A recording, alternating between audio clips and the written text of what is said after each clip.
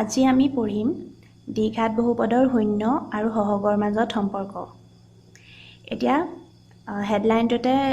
মন কৰা তিনিটা কথা আছে ইয়াত। এটা হৈছে দ্বিঘাত বহুপদ, এটা হৈছে শূন্য আৰু আনটো হৈছে সহগ। আমি ইতিমধ্যে দ্বিঘাত বহুপদ সম্পৰ্কে বিস্তৃতভাৱে পঢ়ি আহিছোঁ। ইয়াৰ আগৰ লেকচাৰত দ্বিঘাত বহুপদৰ শূন্য নিৰ্ণয় কেনেকৈ কৰা হয় সেই বিষয়ে আমি পঢ়িলোঁ। দুটা প্ৰণালী পাইছিলোঁ আমি ক্ৰমে। এটা আছিল মধ্যপদৰ বিভাজন আৰু এটা আছিল দ্বিঘাত সূত্ৰ প্ৰয়োগ কৰি শূন্য উলিওৱাৰ প্ৰণালী। এই দুটা আমি ইতিমধ্যে পঢ়ি আহিছোঁ।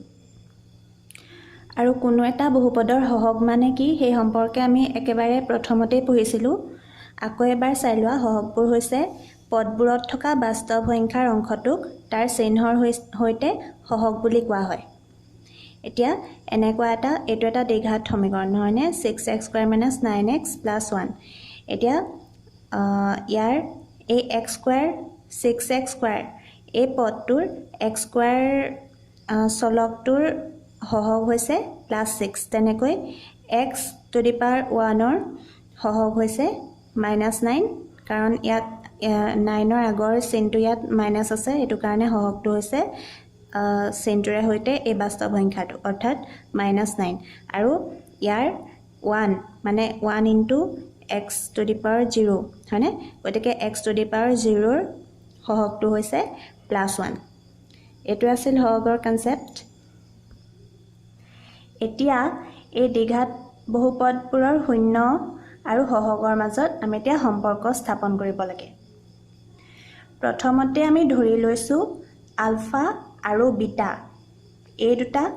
এটা দ্বিঘাত বহুপদৰ দুটা শূন্য বুলি এই দুটাক ধৰি লৈছোঁ। এটা আলফা আৰু এটা শূন্য হৈছে আলফা আৰু আনটো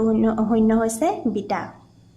এতিয়া আলফা বিটা এইকেইটা ক'ৰ পৰা আহিলে, কেনেকৈ আহিলে, কাক ধৰিলোঁ আমি আলফা বিটা, সেই কথাটো আমি এতিয়া পঢ়িম। এতিয়া আমি জানো এটা দ্বিঘাত বহুপদৰ সাধাৰণ সেইটো আমি ইতিমধ্যে পঢ়ি আহিছোঁ। সেইটো হৈছে ax² bx + c is not equal to 0। মানে এই সংখ্যাটো বা x² সহগটো কেতিয়াও 0 হ'ব নোৱাৰে। গতিকে সেই কথাটো আমি জানো। এতিয়া ইয়াৰ আগৰ লেকচাৰত আমি পঢ়িলোঁ দ্বিঘাত বহুপদৰ শূন্য কেনেকৈ নিৰ্ণয় কৰে, সেইটো আমি পঢ়িলোঁ। তাত আমি দুটা পদ্ধতি পঢ়িছিলোঁ। এটা আছিল মধ্যপদৰ বিভাজন আৰু আনটো আছিল দ্বিঘাত সূত্ৰ। আৰু এইটোৰ ক্ষেত্ৰত মই কৈছিলোঁ এইটো 100% ইফেক্টিভ হয়নে? এই দ্বিঘাত সূত্ৰটোক শ্ৰীধৰাচাৰ্য সূত্ৰ বুলিও কোৱা হয়। এই সূত্ৰটো লগাই যদি শূন্য উলিয়াবলৈ যাওঁ আমি যিকোনো বহুপদ দিলেও আমি শূন্য উলিয়াব পাৰিমেই, কিন্তু মধ্যপদৰ বিভাজন প্ৰক্ৰিয়াটো প্ৰয়োগ কৰি কেতিয়াবা আমি উলিয়াব নোৱাৰিবও পাৰোঁ। সেইটো কাৰণে মই এইটো সূত্ৰত বেছিকৈ গুৰুত্ব দিছিলোঁ। এতিয়া এই সূত্ৰটোৰ পৰা আমি এই সূত্ৰটো কি আছিল, এতিয়া দ্বিঘাত বহুপদ এটাত এনেকৈ দিয়া থাকে, এইটো আৰ্হিত দিয়া থাকে নহয়, এইটো সাধাৰণ আৰ্হিটো। এনেকুৱা এটা দ্বিঘাত বহুপদ তোমালোকে দেখিবলৈ পাবা। ইয়াৰ পৰা এটা শূন্য উলিয়াবলৈ আমি কি কৰিব লাগিব, এইটোক এটা সমীকৰণলৈ পৰিৱৰ্তন কৰি ল'ব লাগিব। আমি সমীকৰণলৈ এটা বহুপদক কেনেকৈ পৰিৱৰ্তন কৰিম, তাৰ কাৰণে আমি এই বহুপদটোক is = 0 কৰি দিম। এতিয়া এই বহুপদটো এটা সমীকৰণলৈ পৰিৱৰ্তন হ'ল। এতিয়া দ্বিঘাত সূত্ৰটোৱে কি কয়, ইয়াত এই চলকটোৰ এটা সমীকৰণক সমাধান কৰা মানে কি বা শূন্য উলিওৱা মানে কি, আমি ইয়াৰ পৰা xৰ মানটো উলিয়াব লাগে নহয়নে? xৰ মান কি হ'ব আমি সেইটো উলিয়াব লাগিব। এই xৰ মানটো উলিয়াবলৈ দ্বিঘাত সূত্ৰটোৱে এটা সূত্ৰ দিয়ে আমাক, য'ত এই সূত্ৰটোত থকা ধৰণে সংখ্যাবোৰ পুট কৰিলে আমি xৰ মানটো বিচাৰি পাওঁ। এতিয়া সূত্ৰটো কি আছিল? সূত্ৰটো আছিল x = -b ± b² - 4ac/2a। এইটো আছিল সূত্ৰটো। এতিয়া এইটো এটা এটা ৰূপত দিয়া থাকে কিন্তু ইয়াৰ পৰা আচলতে দুটা শূন্য ওলাই নহয়নে কাৰণ ইয়াত প্লাস মাইনাস দুইটা একেলগে দি থোৱা আছে এইটো আচলতে দুটা শূন্যৰ কাৰণে দিয়া সূত্ৰটো হৈছে এইটো এটাত প্লাস আহিব -b প্লাস √b² - 4ac আৰু আনটোৰ ক্ষেত্ৰত আহিব -b minus b² - 4ac by 2a হল এই দুটা শূন্য আমি এনেকে লাভ কৰো এতিয়া সেই কথাটোকে ইয়াত কোৱা আছে দ্বিঘাত সূত্ৰৰ পৰা আমি দুটা শূন্য লাভ কৰো ক্ৰমে এইটো এটা আৰু এইটো এটা এতিয়া এইটো এটা বা এইটো এই দুইটাই একোটা ডাঙৰ ফিগাৰ নহয় নে যদি কেতিয়াবা দৰকাৰ হয় কৰিবলৈ তেতিয়া এই ইমান ডাঙৰ এটা ফিগাৰ প্ৰতিবাৰতে পাতি থোৱাটো অলপ দিগদাৰি হৈ যায় সেই কাৰণে এটুক সিম্পলিফাই কৰিবলৈ ইয়াৰে এটাক আলফা আনটোক বিটা বুলি ধৰা হয় নেসেসাৰিলি এটো নহয় যে আলফা কেৱল প্লাস চিন থকাটোতে লব লাগিব হেতু কথা নহয় আলফা তুমি এটুকু ধৰিব পাৰা মাইনাস চিন থকাটোকো ধৰিব পাৰা বা বিটা তুমি প্লাস চিন থকাটোকো লব পাৰা হেতু তোমাৰ নিজৰ কথা কিন্তু দুইটাকে আলফা আৰু বিটা বুলি ধৰা হয় জেনাৰেলি হেতু কাৰণে এটো আলফা বিটা লৈছে কিয় হে বুলি যদি ওদা হেতু এটা কনভেনশনাল মেথড হৈ গল কাৰণ কিতাপবোৰত বেছিভাগতে তোমালোকে alpha plus beta alpha into beta তেনেকৈ দেখিবলৈ পাবা মানে বেছিভাগ কিতাপতে এই শূন্যকেইটা আলফা আৰু বিটা বুলি লৈছে হেতু কাৰণে আমিও এতিয়া আলফা আৰু বিটা বুলি পঢ়িম এই দুটা কিন্তু এটো মনত ৰাখিবা আলফা আৰু বিটা মানে এই দুটা এই দ্বিঘাত সূত্ৰটোৰ পৰা লাভ কৰা শূন্য দুটাই হৈছে আলফা আৰু বিটা বুলি আমি ধৰি লৈছো হেতু কথা মনত ৰাখিবা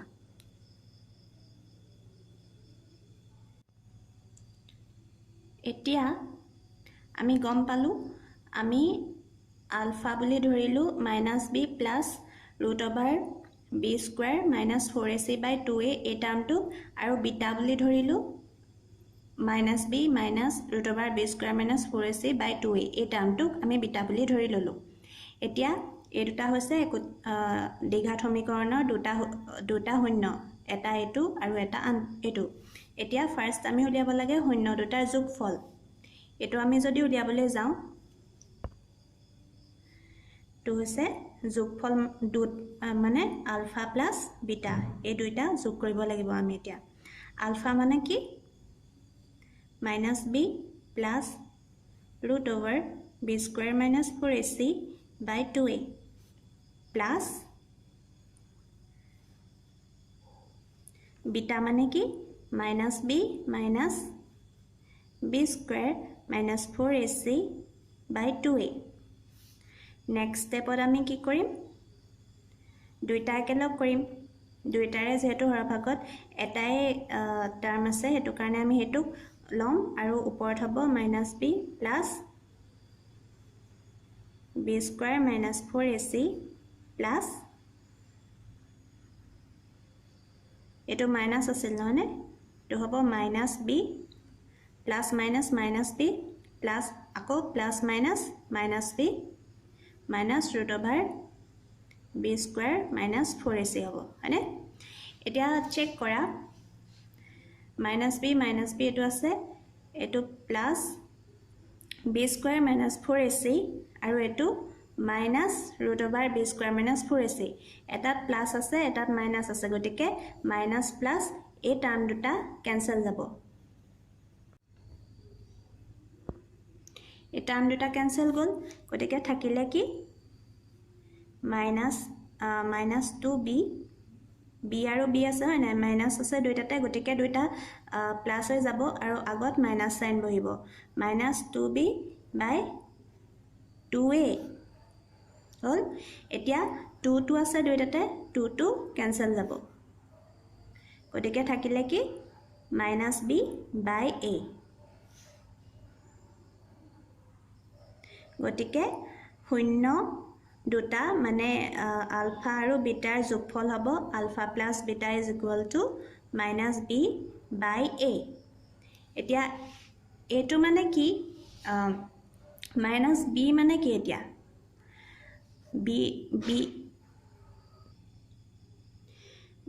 বি মানে হৈছে বি আৰু এ দুইটা কথা চাম আমি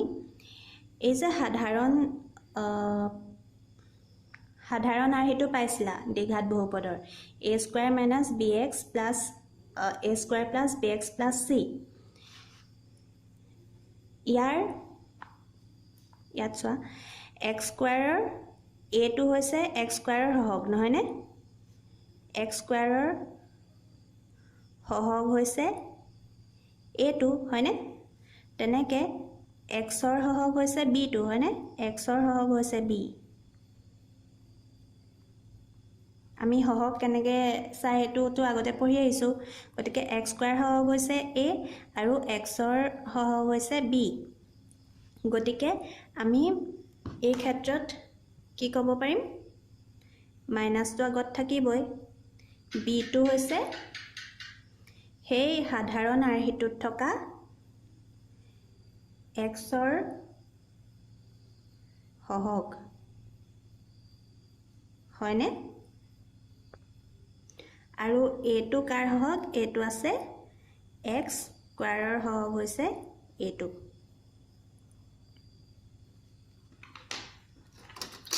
এতিয়া আমি এটো উলিয়ালুনে সম্পৰ্ক আমাক সম্পৰ্ক উলিয়াবলৈ কি দিছিল দ্বিঘাত সমীকৰণৰ শূন্য আৰু সহগৰ মাজত সম্পৰ্ক উলিওৱা মানে এতিয়া দ্বিঘাত সমীকৰণৰ শূন্য হৈছে এই দুটা আলফা বিটা হৈছে দ্বিঘাত সমীকৰণৰ শূন্য আমি ধৰি লৈছো আলফা বিটা বুলি আৰু সহগ হৈছে কেটা হয়নে বি আৰু এটো হৈছে সহগ গতিকে আমি উলিয়ালুনে এটা সম্পৰ্ক আমি স্থাপন কৰিলো তেনেকৈ আমি এতিয়া উলিয়াব লাগিব আলফা ইনটু বিটা অৰ্থাৎ শূন্য দুটাৰ পূৰণফল এতিয়া আমি শূন্য দুটাৰ পূৰণফল উলিয়াম অৰ্থাৎ আলফা ইনটু বিটা আলফা কি আছিল minus b plus root over b square minus 4ac বাই 2a into minus b minus root over b square minus 4ac বাই 2a এতিয়া আমি পূৰণ কৰিম দুইটাকে 2a is equal to 4a square তেনেকৈ এই দুটাৰ পূৰণফল এতিয়া আমি উলিয়াব লাগে minus b plus root over b square minus 4ac into minus b minus b square minus 4ac এই দুটা এতিয়া পূৰণফল লিয়াব লাগে তাৰ কাৰণে আমি আগতে পঢ়ি অহা এটা সূত্ৰলে মনত পেলাও তোমালোকে এইটো সূত্ৰ হয়তো দেখিছা আগতে a plus b into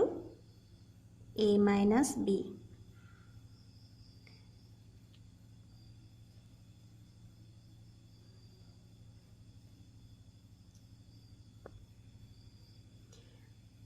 a plus b into a minus b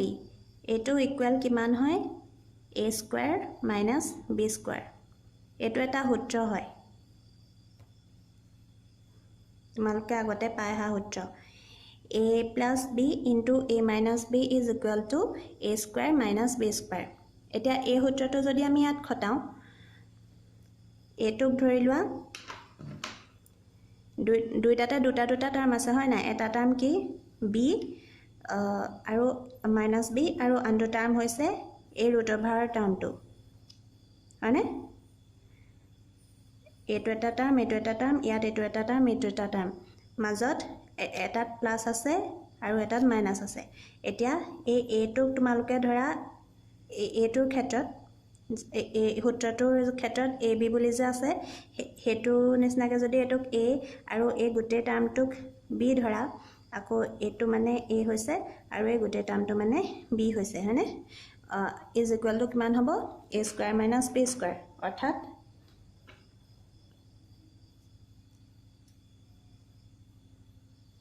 a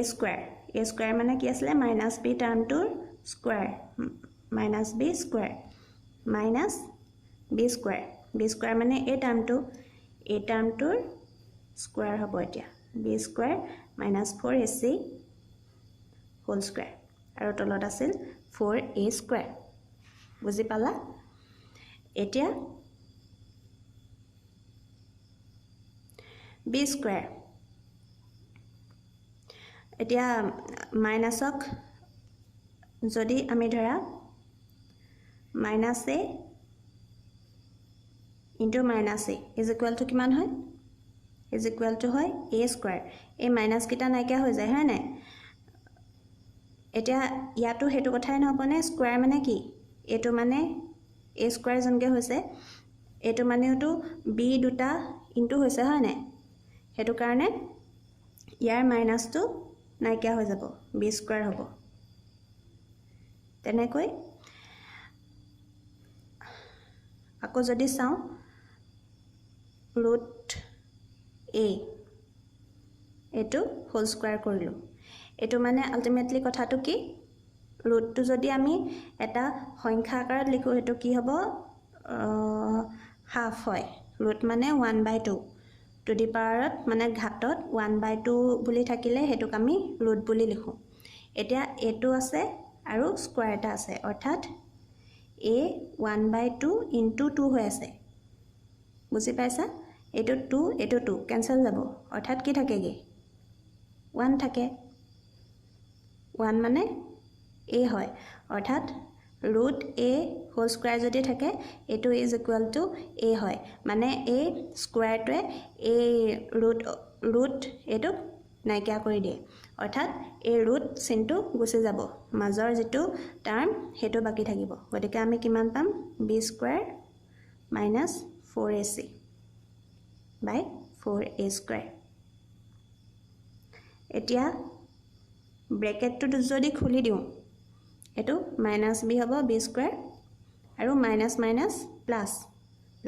4ac by 4a square এতিয়া plus b square minus b square এটা কেনসেল গুছি যাব থাকিলে কিমান 4ac বাই 4a স্কুৱেৰ এতিয়া কমন কি আছে 4 আছে এটো কেনসেল যাব 4 ওপৰে তলে আৰু ইয়াত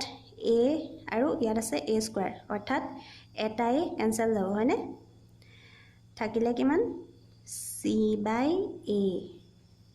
অৰ্থাৎ alpha into beta is equal to c by a এতিয়া c মানে কাৰ সহগ আছিল c টো আছিল ধ্ৰুবক টাৰ্মটো নহয়নে ধ্ৰুবক পদটো আছিল c2 বা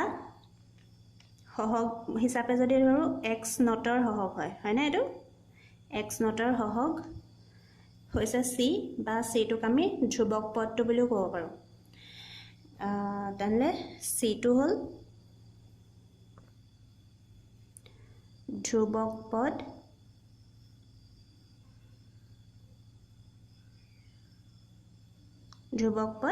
আৰু a2 আমি আগতে পাইছিলো এটো কি আছিল